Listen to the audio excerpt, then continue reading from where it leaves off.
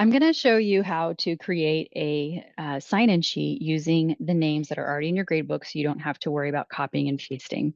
So within your gradebook, you are going to click on the top right-hand corner where it says export, and the current gradebook view is fine.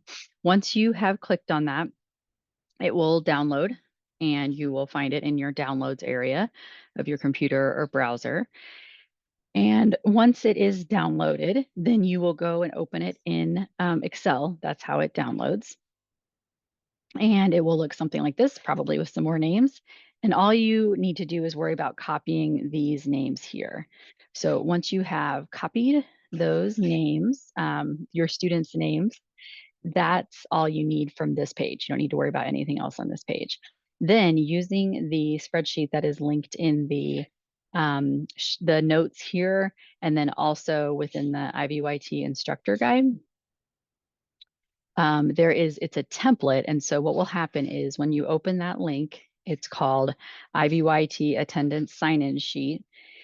The only option you'll have is to make a copy, and it will open in a new Google Sheet.